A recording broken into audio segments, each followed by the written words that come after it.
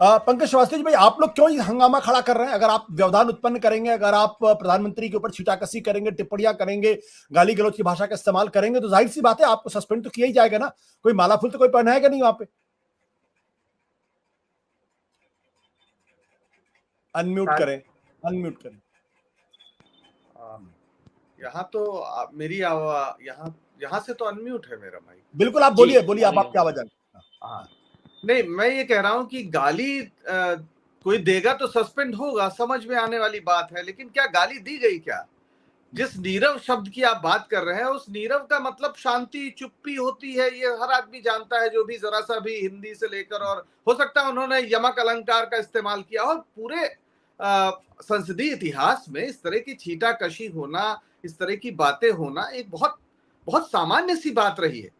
पिछले ही यूपीए के शासनकाल की ही बात है ना, जब अरुण जेटली जी ने बाकायदा इसको थ्योराइज किया था और कहा था कि विपक्ष की ओर से जो ये 2 महीने तक वो चला था, संसदीय कार्रवाई को ना चलने देना भी संसदीय कार्रवाई या प्रक्रिया का हिस्सा है। ये बाकायदा सैद्धांतिक सूत्र हमें भारतीय जनता पार्टी की ओर से मिला। सवाल ये नहीं है, ये बिल्कुल समझ में आता है कि अगर आप कार्रवाई, संसद की कार्रवाई नहीं चल रही है, नहीं चलने दी जा रही है, वेल में आके सारे लोग खड़े हैं, उस परिस्थिति में कोई अगर सस्पेंशन होता है तो वो एक समझ में आने वाली बात। लेकिन सिर्फ बोलने के नाम पर, सिर्फ सवाल उठाने के नाम पर कि आपने प्रधानमंत्री पर सवाल कैसे उठा दिया, और इसको आपको पूरे परिदृश्य में देखना पड़ेगा, वो सिर्फ संसद का मामला नहीं है। आज से 10 साल पहले इस देश में किसी भी शहर में आप चले जाइए, कुछ धरने हुआ करते थे, प्रदर्शन हुआ करते थे, कोई काला झंडा दिखाता था, कोई जो है वो सड़क जाम थोड़ी देर के लिए कर देता। ये नॉर्मल बात थी। इससे लोकतंत्र की जो पूरी शक्ल है वो खूबसूरत होती थी। ये माना जाता था कि ये सारे जो आंदोलन, जुलूस, धरना, प्रदर्शन, ये सब हमारे लोकतंत्र के स्वस्थ होने की निशानी है। आज स्थिति यह है कि तमाम राज्यों में जहां बीजेपी की सरकार है, आप एक धरना नहीं दे सकते। आप अगर धरना देंगे, कोई जुलूस निकालेंगे, तो आपके खिलाफ इतने कड़ी कार्रवाई होगी कि आप पता नहीं कितने दिन तक जेल में रहे और कौन सी धारा लग जाए। तो पूरे देश में एक परिदृश्य है कि एक ऐसा आदेश पालक समाज, जिसको हम कहते हैं, बनाने की कोशिश हो रही है, जहां पर कोई भी सवाल ना उठाए। हद तो ये हो गई कि चीफ जस्टिस अगर मुख्य चुनाव आयुक्त की चयन समिति में है, तो यह भी सरकार को बर्दाश्त नहीं है। जो मुख्य न्यायाधीश हैं, अगर वो उस समिति में है, तो सरकार को लगता है कि ये ठीक नहीं है, वही होना चाहिए जो हम चाहें। देखिए, लोकतंत्र बहुमत का शासन है, इसमें कोई शक नहीं है, लेकिन वही लोकतंत्र स्वस्थ होता है जहां अल्पमत की सुनवाई होती है, और अल्पमत को यह एहसास होता है कि जिसकी सरकार है वो हमारे प्रति भी जवाबदेह है। अगर वो जवाबदेह नहीं है तो फिर ठीक है, आप कोई भी कानून बना लीजिए। आपको कानून बनाने का हक है, तो आप कुछ भी बना देंगे, कोई भी कानून बना देंगे, ऐसा तो नहीं हो सकता। लोकतंत्र की जो मर्यादाएं हैं, लोकतंत्र की जो मान्यताएं हैं, जो भी कानून होगा उसके अनुरूप नहीं होगा तो सवाल उठेगा। अब इससे ज्यादा दुर्भाग्यपूर्ण बात क्या हो सकती है कि डेमोक्रेसी इंडेक्स में आप 107वें 8वें नंबर पे है, और आपको कहा जा रहा है कि भारत जो है वो दरअसल एक आंशिक लोकतंत्र है। जो रिपोर्ट जारी करते हैं वो कह रहे हैं भारत आंशिक लोकतंत्र है, यहाँ पर एक मतलब इलेक्टोरल ऑटोक्रेसी है। तो सिर्फ चुनाव हो जाना, वोट से सरकार बन जाना लोकतंत्र है?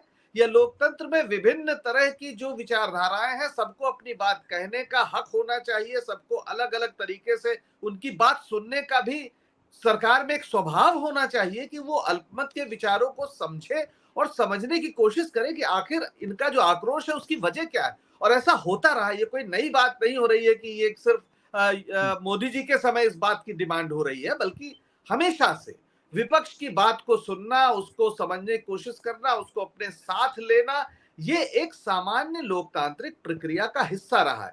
तो अगर राहुल गांधी बोलते हैं और 15 मिनट के भाषण में करीब करीब 11 मिनट पूरा कैमरा अगर लोकसभा अध्यक्ष पर फोकस रहता है, तो ये कोई सामान्य बात नहीं है ना। इसको हम ये नहीं कह सकते कि बोलने का मौका तो दिया गया। आप पूरी का, यहां तक कि विपक्ष बहिर्गमन कर रहा है, उसकी भी फुटेज नहीं है। आपने उनको दृश्य से बाहर कर दिया, विपक्ष को न्यूज चैनल से बाहर है, लोकसभा जो सरकार के टैक्स से चलने वाला उनका जो संसद टीवी है उससे भी बाहर है।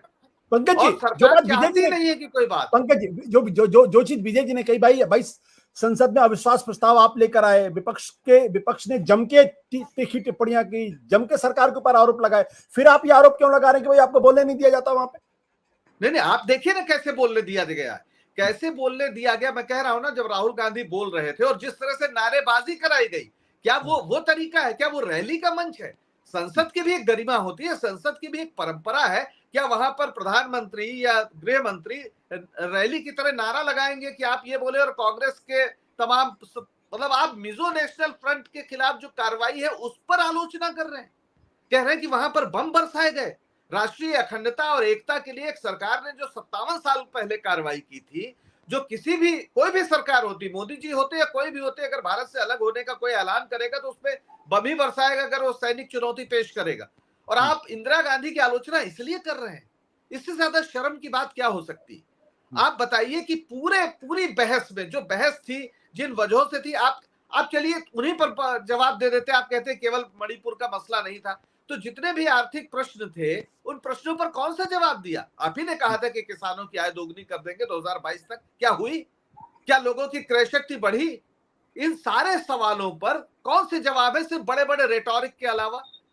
और चुनावी भाषण आपने दिया वहां पर, और विपक्ष पर अपमानजनक तरीके से आपने मतलब गांधी, तिलक, सुभाष चंद्र बोस, पटेल, सबकी आलोचना की है, संसदीय व्यवस्था की आलोचना की है, संविधान सभा की आलोचना की है। जब आप ये सवाल उठाते हैं कि वंदे मातरम को भी काट दिया गया, पूरी उस डिबेट से गुजरा जाए कि क्या हुआ था उस समय और कैसे बनी थी चीजें। आप कह रहे हैं ए ह्यूम की बनाई हुई कांग्रेस, तो गांधी जी क्या नहीं जानते थे? पटेल नहीं जानते थे? सुभाष चंद्र बोस नहीं जानते थे?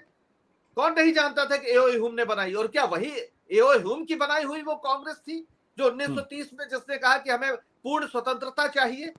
क्या तिलक जब स्वराज हमारा जन्मसिद्ध अधिकार है कह रहे थे, तो वही कांग्रेस थी जो एओ ह्यूम ने बनाई थी? वो तो कांग्रेस नहीं थी, वो लगातार बदलती गई। लेकिन जो मुसोलिनी से सीख कर मुंजे जी आए थे और इस देश में आरएसएस जैसे संगठन का निर्माण किया गया, वो विचारधारा नहीं बदली है। वो आज भी इस देश के अल्पसंख्यकों के खिलाफ एक नफरती अभियान मुसलसल चला रही है। सत्य हिंदी का ऐप डाउनलोड करें गूगल प्ले स्टोर पर।